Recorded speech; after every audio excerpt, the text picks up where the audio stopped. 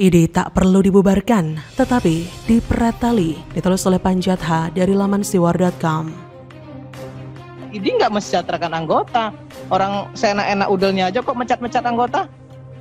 Oleh karena saat ini kami masih menyelesaikan dokumen dan berkas-berkas hasil muktamar ID ke 31 yang telah diselenggarakan pada tanggal 22 sampai 26 Maret 2022 di Banda Aceh. Kami mohon sekiranya bisa diberikan waktu. Terima kasih atas perhatian pimpinan. Tertanda tangan Ketua Umum Dr. Muhammad Atif Kumaidi, SPOT. Nah, kemudian saya mau sampaikan lagi nih. Kalau memang profesi ID itu, kalau memang tujuan ID itu adalah mensupport anggota, memberikan perlindungan sama anggota, ini ada 2.500 dokter muda yang tidak lulus uji kompetensi. Sejauh yang kami coba cermati, memang persoalan ini bisa selesai itu kalau ada jalur komunikasi yang terbuka antara Ikatan Dokter Indonesia dan dokter terawan. Negara ini sedang diuji, apa masih punya wibawa atau tidak? Ini soal Dokter Terawan yang juga anggota militer dengan pangkat terakhir Letnan Jenderal. Beliau bukan sekedar dokter yang dapat menyembuhkan penyakit pasien. Lebih daripada itu, dia adalah peneliti dan juga penemu. Sejak beberapa waktu lalu, dia membuat gempar dunia kedokteran dengan pengobatan penyakit stroke yang dia temukan sendiri metodenya. Banyak orang yang berhasil dipulihkan dengan metodenya tersebut, tak tanggung-tanggung. Sebagian besar di antara mereka orang penting dengan jabatan tinggi, bahkan konglomerat pun banyak. Orang-orang ini, mantan pasien Dokter Terawan, sudah bersaksi tentang mukjizat yang mereka dapatkan berkat sentuhan tangan Dokter Terawan. Maka sangat tidak berlebihan ketika pada periode keduanya, Presiden Jokowi menjadikan dia sebagai Menteri Kesehatan. Namun bersamaan dengan itu datang perlawanan atau penolakan yang cukup sengit dari ID atau Ikatan Dokter Indonesia. Suara penolakan ini sebenarnya sudah terdengar kencang saat isu bahwa Terawan akan jadi Menkes. Mereka pun mengingatkan Jokowi bahwa Terawan sedang terkena sanksi organisasi karena berbagai pelanggaran kode etik. Namun Jokowi bergeming, nama Terawan tetap dimasukkan sebagai pembantunya dalam mengurusi aspek kesehatan di Republik ini. Terawan sendiri tampak begitu enjoy dan percaya diri menerima penugasan itu tanpa merasa pusing dengan sikap ID. Terawan sudah pasti memperhitungkan apa kendala yang akan dia hadapi tanpa restu dari ID, dan mungkin bagi dia, kerikil yang akan ditebar ID akan dapat ia atasi. Terus apa yang dilakukan ID kepada mereka? Apa yang dilakukan ID? Cariin jalan keluar? Enggak. Dibiarin begitu saja. Kemudian enak-enak mecat-mecat kalau nggak setuju. Garis miring KIK, garis miring 03, garis miring 2022. 4. Surat tim khusus MKIK nomor 0312 garis miring PP garis miring MKIK garis miring 03 garis miring 2022 memutuskan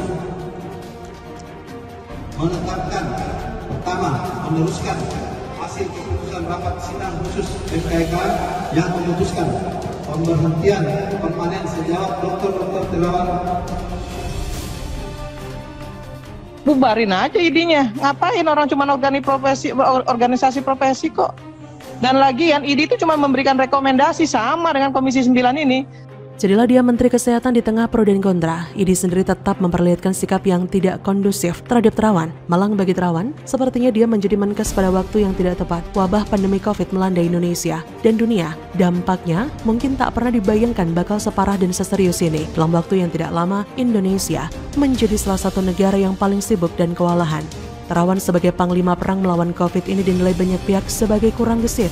Statementnya soal COVID dan penggunaan masker misalnya dianggap kurang tepat. Akhirnya, dirinya pun direshuffle dari jabatan bergengsi yang praktis baru 1 tahun ia jalani. Ini mungkin bersorak-sorai dengan pemecatan ini. Sementara bagi banyak pihak, ini suatu langkah atau keputusan yang tepat dari Presiden. Sebab memang sulit membayangkan apabila seorang Menteri Kesehatan tak bisa bekerja sama dengan ID pada saat pandemi pula. Namun Terawan tak patah arang, dia tak menjadi kadrun setelah diberhentikan dengan cara yang cukup menyakitkan. Beda dengan Rizal Ramli yang langsung berubah jadi monster bagi pemerintahan Jokowi, begitu dia didepak dari jabatan Menko Kemaritiman. Tapi Terawan malah melakukan suatu pekerjaan yang semestinya memang dilakukan oleh sekelas Menteri Kesehatan, yaitu menemukan vaksin untuk melawan COVID. Vaksin itu disebut sebagai vaksin Nusantara, dan penemuan vaksin itu pun bersesuaian waktunya dengan diperkenalkannya vaksin-vaksin oleh negara-negara maju semacam Amerika, China, Jerman, Rusia, dan negara lain. Itu artinya Indonesia telah mampu menyejajarkan posisi dengan negara maju yang jumlahnya hanya beberapa, dan ini jelas sangat membanggakan. Namun sayang, vaksin temuan terawan ini mendapat hambatan yang sangat terjal. BPOM tidak memberikan rekomendasi supaya vaksin Nusantara ini digunakan massal di tanah air. Alasan yang dikemukakan BPOM, vaksin Nusantara tidak melewati proses uji coba sebagaimana mestinya. Padahal dari berita yang tersiar, vaksin Nusantara itu sudah lolos uji klinis. Nama Dr. Terawan kembali menjadi pembicaraan gara-gara keputusan ID yang memecat Terawan sebagai anggota. Publik kembali bereaksi menyatakan pembelaan atas Terawan. ID sendiri dikecam dari segala penjuru. Menyeramkan memang wujud organisasi profesi ini. Terawan yang jelas sangat bermanfaat bagi kemanusiaan dan dunia kedokteran itu malah dipecat atau tidak diperbolehkan lagi untuk berpraktik. Atas ulah yang sangat tidak masuk akal ini, banyak suara agar ID dibubarkan saja. Usul yang begitu relevan sebenarnya. Tapi siapa yang berwenang membubarkan mengingat ID hanyalah organisasi profesi? Idealnya mereka sendiri yang membubarkan diri. Tapi apakah mungkin? Apalagi kini ditengarai kelompok ini sudah dikendalikan oleh kadrun. Mengerikan bukan? Apabila hal yang menyangkut kesehatan masyarakat, dalam hal ini penentuan boleh tidaknya seorang dokter berpraktik sudah dikendalikan kadrun. Maka tak ada jalan lain, pemerintah dalam hal ini, Kementerian Kesehatan harus mengambil alih wewenang ini. Biarkan ID berjalan sendiri, namun soal boleh tidaknya seorang dokter berpraktik itu mutlak jadi kewenangan pemerintah lewat Kemenkes. Bagaimana menurut Anda?